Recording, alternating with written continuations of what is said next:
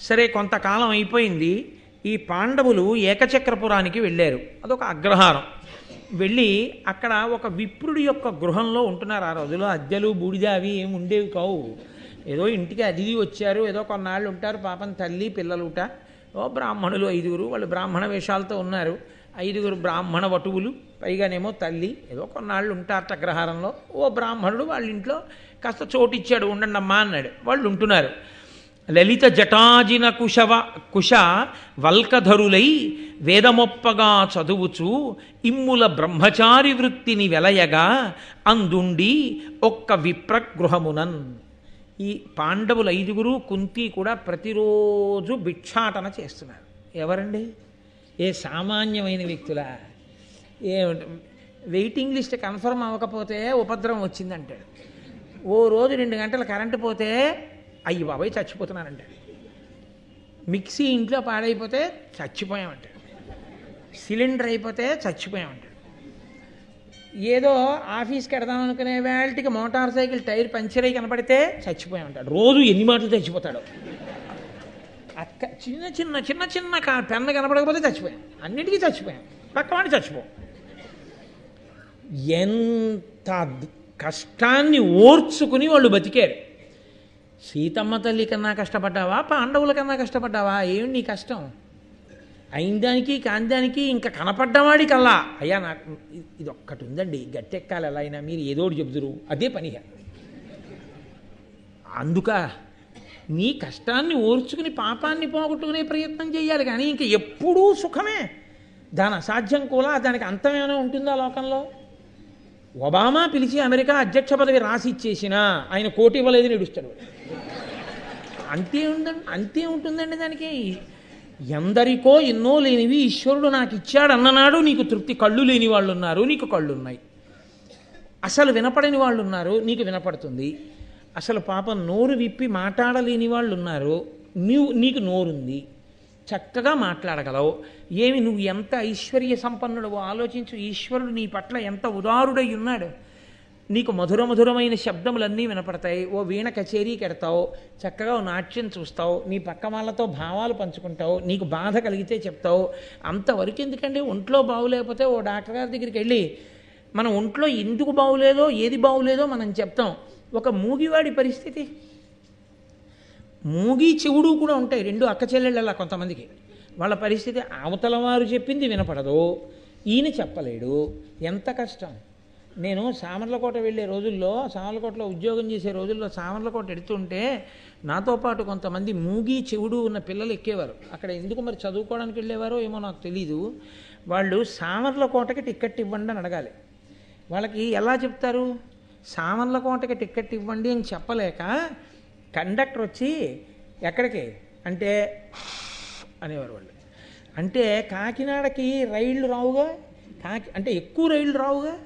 సామర్లకోట అంటే railway station ఉంది, అందుకని సామర్లకోట అనేవాడు. ఆ పెదవుల కదలికని బట్టి అనేవాడు. అంటే పాపం ఎన్ని అని ఇలా అనేవాడు అతను. ఎవరెవరు అని చూపించేవాడు. మరి ఇతను మావాడు కాదు. అది దేన్ని బట్టో తెలుసా అండి? వినపడి కాదు, పెదవుల కదలికని బట్టి చూస్తూ తను జవాబు చెప్పాడు. అది ఎంత కష్టమో మీరు ఆలోచించండి. నిజంగా జీవితంలో మనం అనుభవిస్తున్న సుఖంతో పోలిస్తే వాళ్ళు అనుభవిస్తున్నది ఏ పాటండి? వాళ్ళు ఏమనుభవిస్తున్నారు? ఓ కళ్ళు లేనివాడు ఏమనుభవిస్తున్నాడు? వాళ్ళతో పోలిస్తే ఈశ్వరుడు మనకెంత అభ్యున్నతినిచ్చాడు. నీకు కళ్ళిచ్చాడు, చెవులిచ్చాడు, నోరిచ్చాడు, ఓ మంచి ఉద్యోగం ఇచ్చాడు, ఆ ఉద్యోగం చెయ్యడానికి కావలసిన శక్తినిచ్చాడు, నెలకి చక్కగా బెళ్ళకుడు వల్లే ఓ 25,000 30,000 జీతం ఇస్తున్నాడు, శుభ్రంగా తిన్నది జీర్ణమయ్యేట్టు చేస్తున్నాడు. సాయంకాలం 1 గంటన్నర సేపు పరమేశ్వరుడు గురించి చెప్పడానికి నీకు ఒళ్ళు నిప్పా. ఎందుకు చెప్పలేవు? ఈశ్వరుడు కూడా నీ కృతజ్ఞత చూసి ఏదో ఒకటి ఉపసంహారం చేస్తే, ఈశ్వరుడు ఏమిచ్చాడు అన్నది ఆలోచించిన నాడు ఎంతో తృప్తిగా ఉంటావు. ఈశ్వరుడు నాకు ఇంకా ఏదో ఇవ్వలేదని ఏడిచిన నాడు నీ ఏడుపుకు అంతులేదు. ఎవడు ఎన్ని తెచ్చిచ్చినా నీకు తృప్తి లేదు. తృప్తి అన్నది మానసిక భావన. ఉన్నవాడు ఇంతకన్నా ఏం ఉండాలండి, నాకేం లేదంటాడు. అన్నీ ఉన్నా నాకు ఇంకా లేదండి అని ఏడిచేవాడు లేదని ఏడుస్తూనే ఉంటాడు.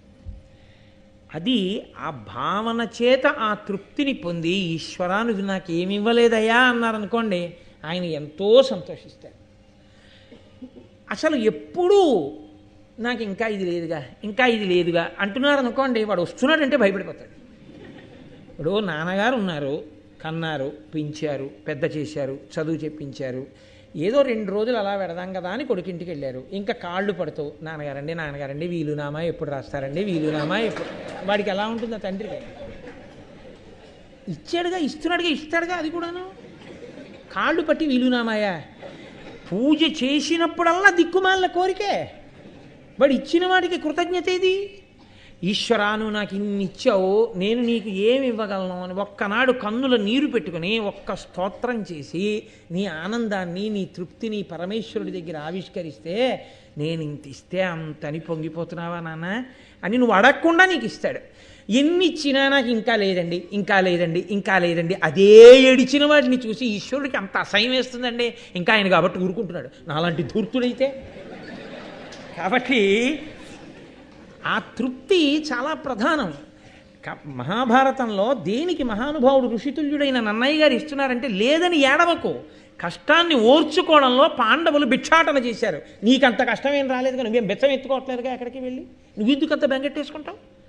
వాళ్ళ కష్టాన్ని తలుచుకుని అంతంత మహాశక్తివంతులు అంతగా దేశకాలములందు ఒదిగారు. ఒదగడం నేర్చుకో.